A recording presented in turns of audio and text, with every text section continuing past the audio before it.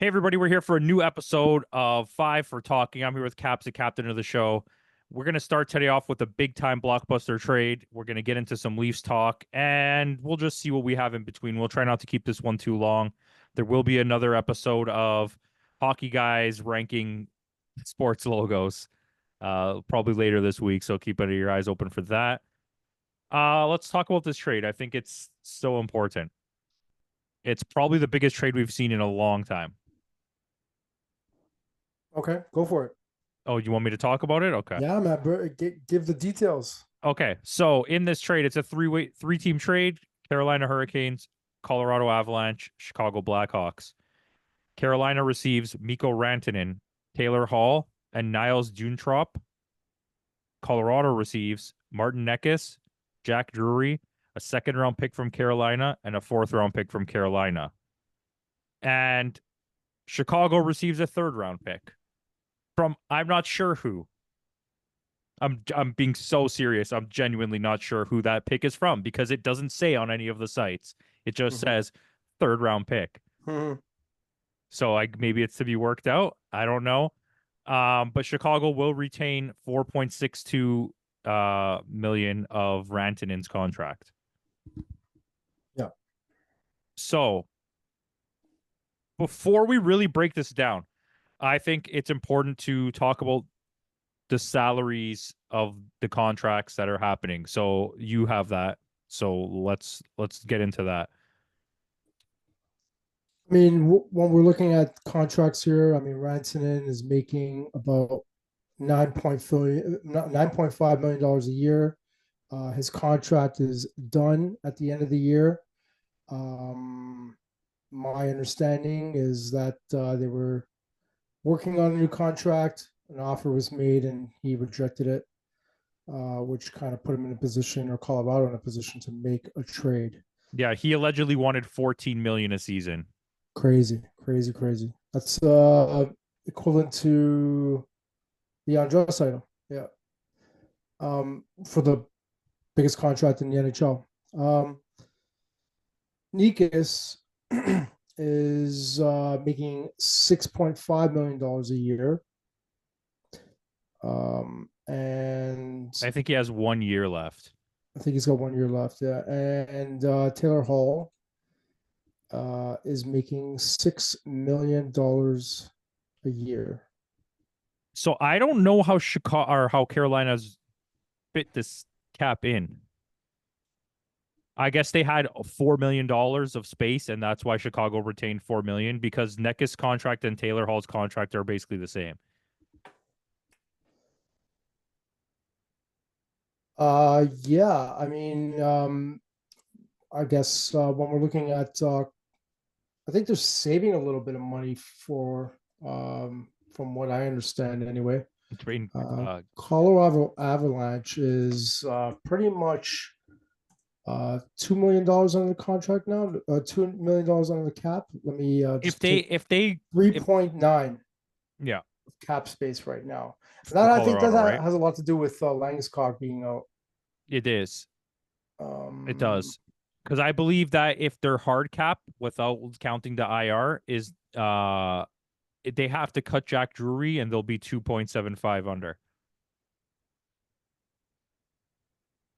I mean, we don't need to speculate on that. That's irrelevant at this point. Yeah, they're playing them. So I guess they wanted to go younger. I guess they didn't want Rantanen to go to free agency without getting something in return, which is fair. And I think there's something to talk about later regarding that. In my opinion, Carolina absolutely destroyed this trade. I understand the contract issue, obviously, because we're talking about it right now. But I just it's crazy. Like in when you look at this in terms of what you got in return,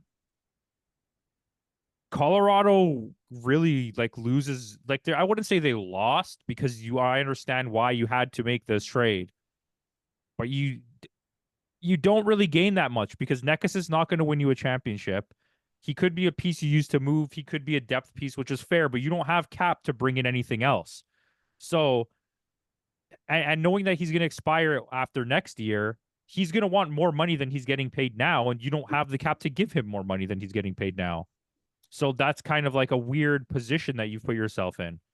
I would agree. I mean, if Neckis is looking for more money when his contract expires, I would say this is looking horribly for the Colorado Avalanche. On the flip side of things, there's no doubt, short term, if everything goes well, Carolina is the big winner here. But they have to do it now. However, if Rantanen doesn't sign a contract with Carolina, I mean, that's it's now or never. Yeah, that can just blow up in their face because now they lost Nikas, they lost Drury, and potentially they lost Rantanen to this trade. But if they're able to make a contract offer to Rantanen and he signs, then yeah, this is awesome. This is a huge win. Right now, it's a huge win, and they're all in. And I mean, you mentioned in the chat, on paper, this makes them a favorite to win the cup. On paper. Very well said. And for Chicago, it's quite baffling because they didn't need to dump Hall's contract, really. You basically got a third for nothing. I completely understand that, but I'm 100% sure you could have got more than a third. Especially if you're going to retain 50% of Ranson's contract. Like you're doing Colorado a favor, or Carolina a favor in this case. I would have thought that they would have been able to negotiate maybe a top draft pick. I figured this out, by the way. I've been reading this entire time. The reason that it doesn't say what draft pick they got, what team's draft pick they got, is because they got back their own third round pick that they had traded to Carolina. Still think it's not enough. That's even worse for me. Yeah, they could have got way more. They should have gotten more. I would have said, give me back my third plus your fourth or something, no, definitely. I don't know. It's an odd one for me because I don't see you're leveraging Chicago to take salary. But by them dumping Hall, they free up only $2 million of cap now because they've brought on $4 million in the held salary for a third round pick. So it was like you might as well just have kept Hall for the rest of the season. I don't know, but listen, a lot of people have been complaining to me that like, oh, the Hall move is bad. The Hall move is so bad. For me, I don't see it as that bad to have Taylor Hall on your third line, maybe on your power play. Like that doesn't hurt you. I don't think it does at all. No, as a depth forward, why not? It shows that Carolina's all in. They're trying to make a push for it. In the grand scheme of things, by Carolina doing what they did right now, it forces other teams to think big. Not all teams, but teams that are making a push to win the Stanley Cup this year. It's going to push them to do something big as well, which makes for a very exciting trade deadline. And we're like a month away. So, lots of time and lots of, thinking for a lot of these teams to make a push for a big trade. This might not even be the biggest one. It might not be. And I mean, as much as crap as we're talking here, well, I wouldn't say it's crap, but just slightly negative talk about Colorado. They don't look great, and this trade definitely doesn't make them better in my eyes. So I'm assuming there's either two things happening. There's a trade in the pipeline for them coming, that could see them moving someone and one of the goalies they picked up for another goalie, or it's going to be because I don't really like one of the Blackwood or Wedgwood got injured, one of them already. Or Landeskog is going to come back for the playoffs. I was going to say that. It has to be one of those two things, in my opinion. That like But there's if Flying Scott comes back for the playoffs, it shouldn't affect them anyway because obviously there's no cap in the no, playoff there won't be. unless But he comes back earlier. without him or without making another move potentially for another forward or or a goalie, they're not going anywhere. I mean, I don't like the makeup of their team right now. Contrary to having the fact that they have McKinnon and Makar, who is like the right now the best player and the best defenseman in the NHL. Yep. Still, it's like, what do you have around them, right? Yep. So I'll segue for a second. I just like briefly want to touch on whatever the hell's going on in New York. They've been playing really well since the last time we shot an episode. I believe they're 7-0-3 in the last 10 games. I'm trying to open it, but it's not letting me open it. 6-1-3. 6-1-3. So they lost one recently, but they were 7-0-3. They're 6-1-3. But yeah, they should be winning. They should be winning. They should not be out of a playoff spot right now. They should be one of the best teams in the league. When Colombo's fighting for a playoff spot and you're out of the playoffs, you know there's some kind of trouble going on. I mean, a lot of those teams are fighting for a playoff spot. Well, yeah, that's true. Because Ottawa and Montreal out of nowhere decided they were going to start winning. Yeah, no, I mean, Philadelphia decided they were going to start winning. Dude, Boston, Tampa, Columbus, Montreal, Ottawa, New York, Detroit, they're all there. They're like within points of each other. Only realistically, I would say, like, and Pittsburgh's not actually out of it numbers wise, but I would say Pittsburgh and Buffalo are the only teams that don't have a shot at making the playoffs. I don't see Pittsburgh turning that around. I'm sorry, I just don't. Yeah, but at one point, New York Rangers we thought to be completely gone, and all. But the New York Rangers have a really good team. The Pittsburgh Penguins do not have Montreal a good team as well. But I thought I've genuinely thought going into the season that Montreal was on the quick rebuild trip, and I've always had high hopes for this current Ottawa Senators team. So I mean that is what it is. Yeah, I mean, what they got a goalie and a forward, and other than that, there's pretty much the same team as last year. And they needed a goalie. You know, they really needed a goalie. Yeah, definitely.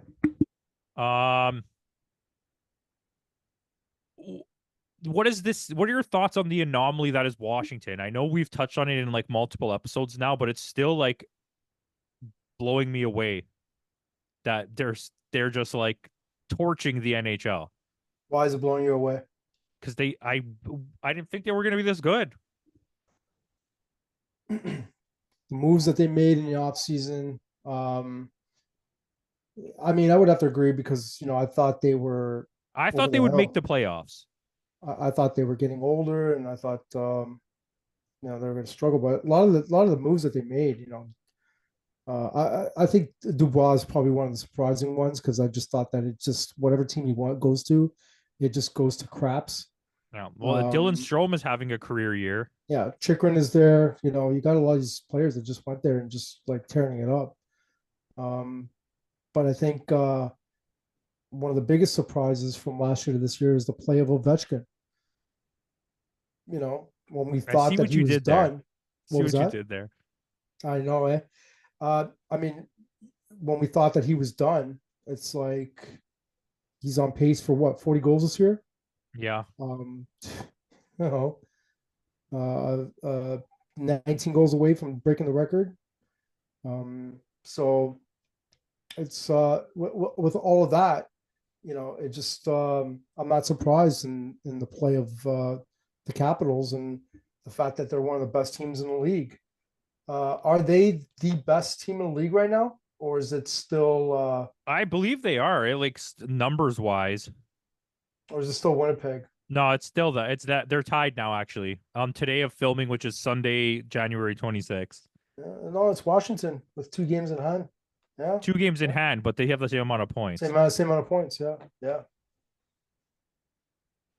So, and a very similar goal differential as well. Interesting. It would be a really weird finals to see Washington versus Winnipeg, the 2 W teams. Okay, you're That'd be thinking about cool. something. That would be definitely Anyways, let's talk about the Leafs. okay. What do you want to mention here?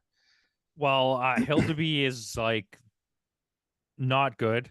I won't say he swears. Mm-hmm. The defense has been wishy-washy the last little bit. Not bad, wishy-washy. Um, I think that and I think go. that what concerns me is the most is the fact that you're on a team with Matthews, Marner, and Nylander, and you're only scoring like 1 or 2 goals a game. So, and you're losing by 1 goal. I think that's I think that's one of the more concerning things is that they lack the depth scoring, um, and the fact that their big boys need to step up, and sometimes they just don't.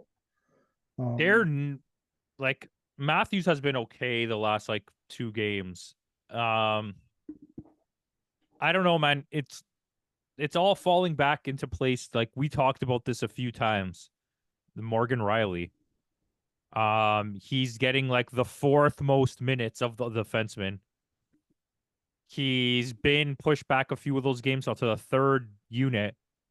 And somehow he's still like last game was I don't know if I remember if it was the last game or the game before, he was a -2. I believe it was a game of 4 against Columbus. I saw an interview somewhere where he says that the new system has been a bit of adjustment for him. My problem with that take is that you're halfway through the season now, You're more than and halfway. if you're still adjusting, that's a problem. That's a Um, major problem. it's a major problem. So, um, you know, going into this year, I believe that management had a clear idea of what they wanted to do the trade deadline, and that was to find depth scoring, depth forwards to help get through, to help you get deep into the playoffs.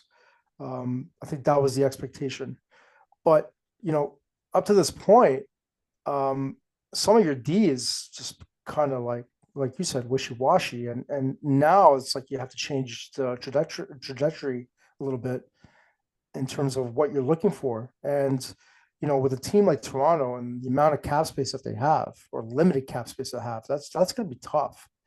Um, I think the most consistent thing up to this point has been their goaltending, which um, and we have Stolarz coming back in a couple of weeks, so that's a positive.